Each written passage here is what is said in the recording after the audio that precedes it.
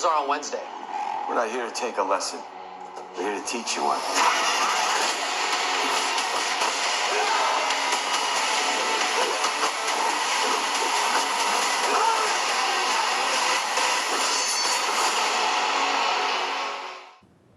Hello everybody, welcome back to Screenstars. I'm here today to bring you my review for Season 5 of Cobra Kai. It has dropped on Netflix and I've been really looking forward to checking out this season. Now, I've been a big fan of Cobra Kai ever since its inception. Was it 2018, something like that? I grew up obviously on the Karate Kid franchise, and for them to bring back the Karate Kid in the way they did and make it relevant for modern audiences, I think is absolutely remarkable. And every single Cobra Kai season I have enjoyed to a large degree. There have been some faults with them, but overall they've been massively entertaining. Now, Season 5 obviously follows on directly from Season 4. At the end of Season 4, it looked like Terry Silver had practically won. They won the tournament, so Miyagi-Do had to shut down. Kreese was sent to prison, and it looks like Daniel and everybody else and Johnny, basically, there's nowhere else for him to go. And then Miguel was heading off to Mexico to look for his father, whom he'd never met.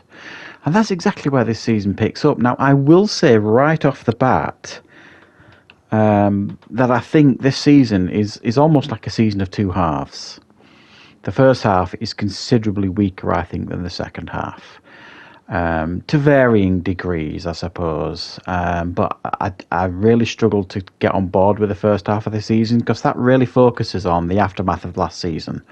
The Miguel storyline with him in Mexico looking for his dad was a washout. It didn't work at all for me. It was a waste of a storyline. It just didn't work at all. The other things at the beginning of this season as well, it just all felt very cliched. And this season as well, they did something quite different.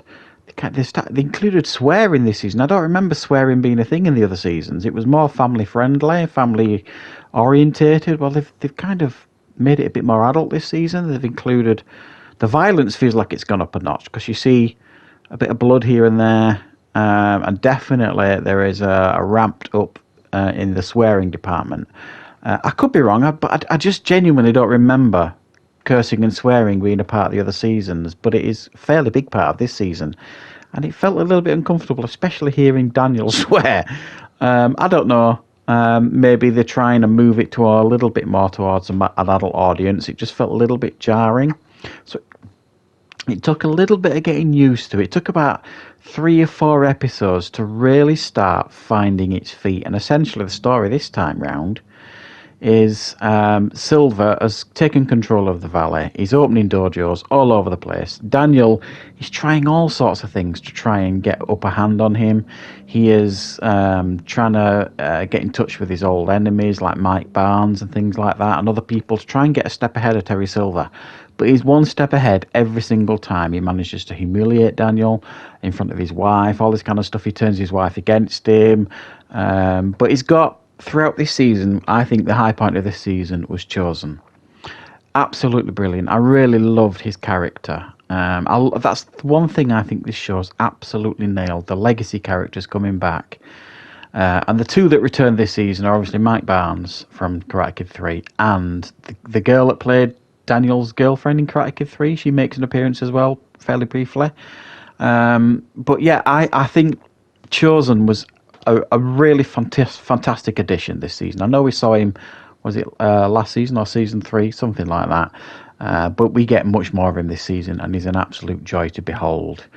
I actually really enjoyed as well what they did with the Mike Barnes character. They go down a different direction than what you might expect, and I thought it really worked. It really changed your expectations of what you expected from that character, and I thought they did a really good thing with that character.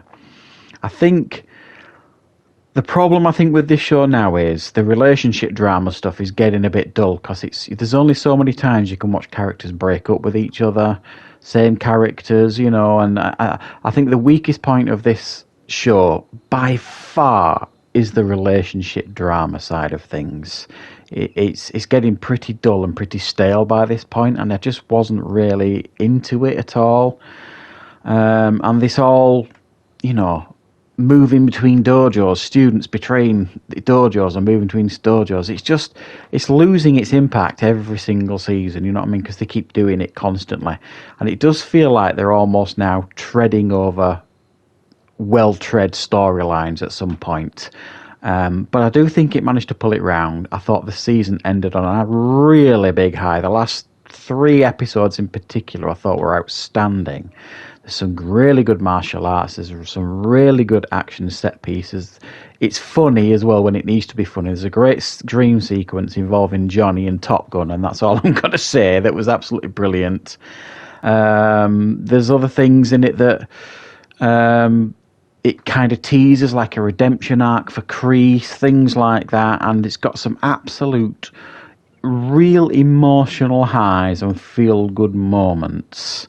Even though at times, like I say, it did feel like it was treading over familiar ground. So if you're a big fan of the show, there is stuff here that you're going to absolutely love. I guarantee it.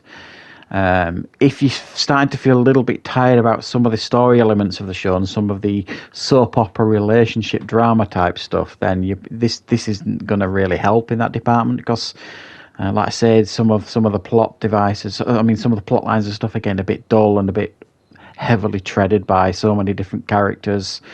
I think if it's going to continue, and I certainly think it's continuing this show, then I think they need to freshen it up quite a bit and really give it a lick of paint. It does feel like there's some of the characters are going in some slightly different directions, so I am hopeful for another season, as long as they keep chosen in it and explore the Mike Barnes character a little bit more. I really enjoyed his addition to this season. So overall, I thought it was a really strong addition to Cobra Kai, but I think the weak start to the season, I think, really harmed it, in my opinion. It took me a good few episodes to really start getting into this show, and I think it's 10 episodes long, and it possibly could have been 8 episodes, just kind of increase the pace of the show a little bit, I think, if they'd have cut down maybe to 8 episodes rather than 10. But overall, I think I'm being a little bit overly critical. I did really enjoy the show, so I am going to give it a fairly strong 8 out of 10. So thanks for watching, guys. I hope you enjoyed this review. Let me know in the comments what you think of Cobra Kai Season 5, and of course, I'll be back with more reviews and content on the channel very, very soon.